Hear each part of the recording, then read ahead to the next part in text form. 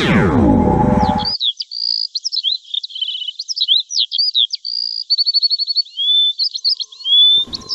গ্রামে বাস করত এক চাষি। তার ছিল এক ছেলে বলাই। বলাই ছিল সহজ সরল, যে যা বোঝাতো বলাই তাই বুঝতো। একদিন চাষি সারাদিন মাঠে চাষ করে রাতে বাড়িতে ফিরছিল। এমন সময় হঠাৎ সে চোখে একটা বীজ চকচক করে উঠতে দেখে। কি ব্যাপার, এই রাতে চাঁদের আলোতে ওখানে কি এমন চকচক করছে? বিষয়টা দেখতে হচ্ছে তো।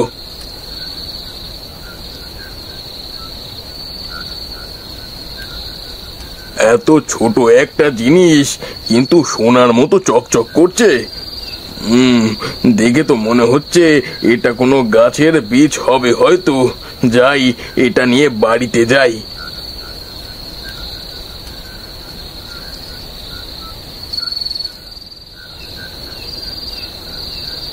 আমি এই বীজটা লাগিয়ে রাখি, দেখি এই বীজ থেকে কেমন গাছ হয়।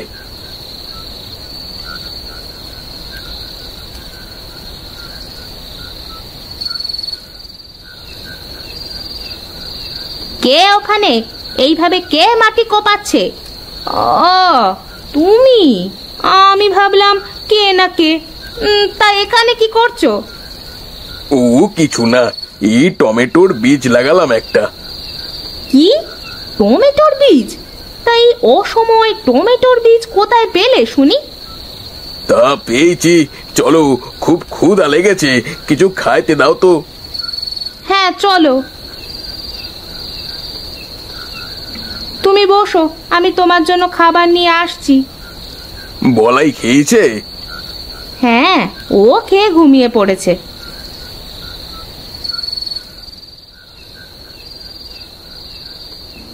এই নাও, খেয়ে নাও।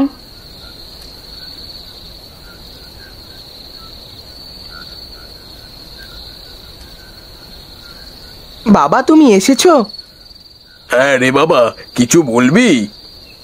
মা তখন বলছিল তুমি আসার সময় নাকি আমার জন্য মিষ্টি নিয়ে আসবে। আমি তো বাজারে যাইনি বাবা, কাল নিয়ে আসবো। এখন তুমি ঘুমাও, যাও। ঠিক আছে বাবা। পরের দিন সকালে গোপাল ঘর থেকে বের হয়ে এসে দেখে বীজ লাগানোর জায়গায় একটা ছোট গাছ বের হয়েছে। যা ভেবেছিলাম তাই, এটা কোনো ফলের বীজ। এখন দেখার বিষয়। যাই, আমি মাঠে যাই। বউ, বউ, আমার কোদালটা একটু নিয়ে আসো তো। তিশা ঘর থেকে কোদালটা নিয়ে বাহিরে বেরিয়ে আসে। এই নাও তোমার কোদাল। শোনো বউ, এই গাছটার দিকে খেয়াল রেখো, যেন এই গাছটা কেউ তুলে না ফেলে। আচ্ছা, তুমি চিন্তা করো না, যাও।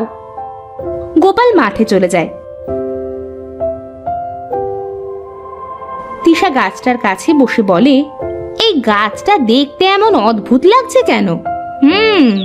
দেখতে কেমন যেন টমেটোর গাছের মতো লাগছে। এমন সময় সেখানে বলাই আসে।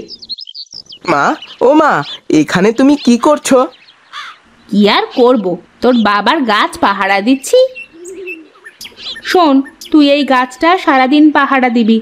দেখবি এই গাছটাকে যেন কিছুতে না খেয়ে যায়। খেয়ে গেলে তোর বাবা বকা দিবে। আমি গেলাম। তিশা এই বলে সেখান থেকে চলে যায়। বলাই গাছটার কাছে বসে থাকে। এইদিকে গোপাল মাঠে জমিতে কাজ করছিল। এমন সময় সেখানে নিতাই আসে। ও গোপাল দাদা, তা সকাল সকাল মাঠে চলে এসেছো দেখছি। তা আসলাম, কাজ তো করতে হবে। তা ঠিক, কাজ না করলে খাবে কি? তাই জমিটা চাষ করতে কত টাকা ঠিক করেছো? 10 টাকা দাদা। তা বেশ, তাহলে থাকো, আমিও যাই গো, আমারও অনেক কাজ আছে। এই বলে নিতাই চলে যায়। গোপাল সারাদিন মাঠে কাজ করে সন্ধ্যের সময় বাড়িতে ফিরে যায়। আর গিয়ে দেখে বলাই গাছটার পাশে বসে আছে। এই কি, গাছটা কত বড় হয়ে গেছে! আর বাবা বলাই, তুই এখানে বসে আছিস যে? মা বলেছে এই গাছটা পাহারা দিতে, যেন কিছুতে এসে খেয়ে না যায়। আর বাবা দেখো, গাছটা একটু একটু করে কত বড় হয়ে গেছে। তাই তো দেখছি। আচ্ছা চল বাবা, ঘরে চল।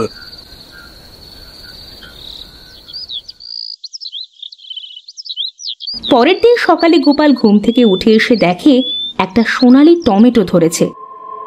এ কি দেখছি আমি, এ তো সোনালি টমেটো। বউ, বউ দেখে যাও, দেখে যাও। ও মা গো, এ কি দেখছি আমি, এ তো সোনার টমেটো ধরেছে। হ্যাঁ গো হ্যাঁ। যাক, এবার আর তোমার অন্যের বাড়িতে কাজ করে সংসার চালাতে হবে না। শোনো না, একটা কাজ করো, তুমি এই সোনার টমেটোটা বিক্রি করে আসো, আর আজ অনেক কিছু বাজার করে নিয়ে আসবে। হ্যাঁ গো হ্যাঁ। আর দেখো, গাছের নিচে কত চারা গাছ হয়েছে। বাজার থেকে এসে আমি আমার উঠানে সোনালি টমেটো চাষ করব। তা করিও, এখন বাজারে যাও। গোপাল সোনার টমেটো নিয়ে বাজারে যায়।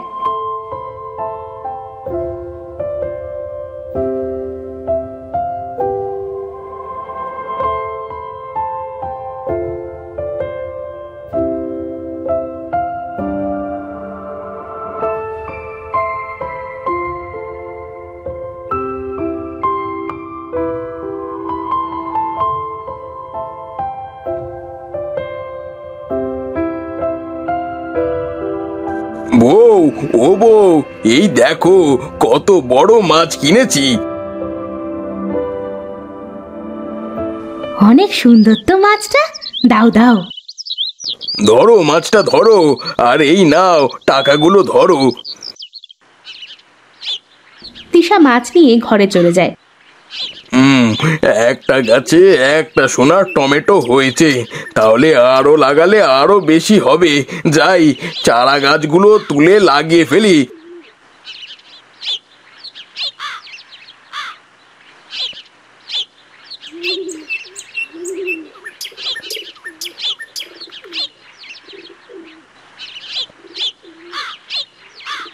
বাবা, ও বাবা, আমিও লাগাবো। তুই লাগাবি বাবা? আচ্ছা ঠিক আছে, লাগা তাহলে।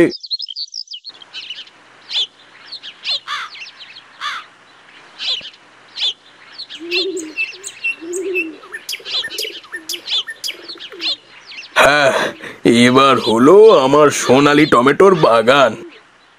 আমাদের সোনালি টমেটোর বাগানে কি বাবা সোনার টমেটো ধরবে? হ্যাঁ রে বাবা, হ্যাঁ। দেখতে দেখতে কিছুদিন পার হয়ে যায়। সব টমেটো গাছগুলো বড় হয়ে যায়, আর সবগুলোতে সোনার টমেটো ধরে। ওগো দেখো, আমাদের কত সোনালী টমেটো ধরেছে। হ্যাঁ গো হ্যাঁ, কাল সকালে সবগুলো টমেটো তুলে বাজারে বিক্রি করতে যাব। ওগো, আমার জন্য একটা 7 নলি হার বানিয়ে দেবে? দিব বউ, সব দিব। আগে সোনালি টমেটো গুলো বিক্রি করে নি। আচ্ছা ঠিক আছে, চলো এখন খাবার খাইবে।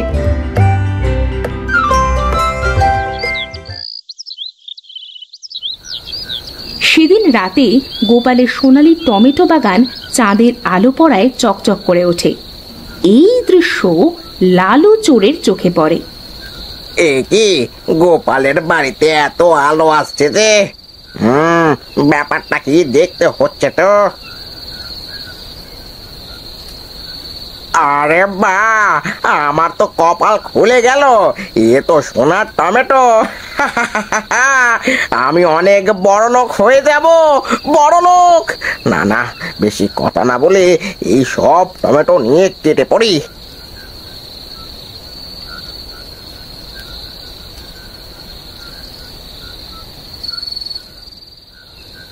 লালু গাছের সব টমেটো একটা বস্তার মধ্যে তুলে নেয়, তারপর সেখান থেকে চলে যায়।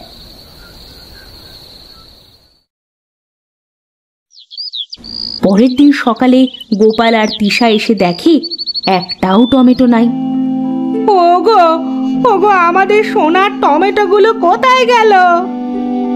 আমি তো এইটাই বলি, আমাদের সব টমেটো কোথায় গেল? তাহলে কি রাতে চোর এসেছিল আমাদের বাড়িতে? চোর? চোর হতে পারে।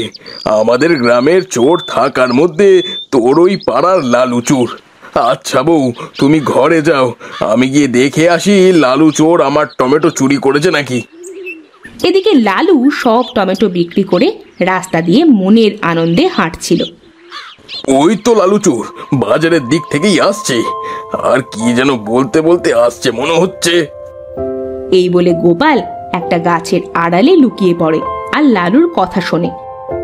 রাতে বড় একটা দান মেরেছে, আজ রাতেও যেতে হবে। যদি আজ রাতেও এমন একটা বড় দান মারতে পারে, তাহলে কাল আমি এই গ্রাম ছেড়ে চলে যাব। গোপাল, তুই করবি সোনালি টমেটো চাষ, আর আমি করব সব চুরি। ও, এই ব্যাপার। দাঁড়াও চান্দু, আজ রাতে আমার বাড়িতে এসে দেখো, দেখাচ্ছি তোমার মজা।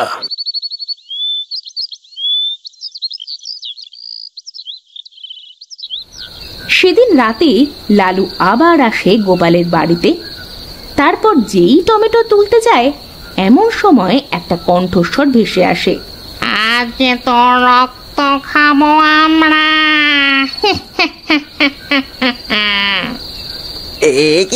কে তোমরা? এই লালু, লালু, কি রে, আজ ও টমেটো চুরি করতে এসেছিস? ধর ধর ছোকরাকে, আর তাজা রক্ত খা। না না, আমাকে তোমরা খেও না। আমি আর কোনোদিন এই টমেটো চুরি করতে আসবো না। এই টমেটো কেন, আর কোনোদিন চুরি করব না। মাফ করে দাও। এই কথা মনে থাকবে।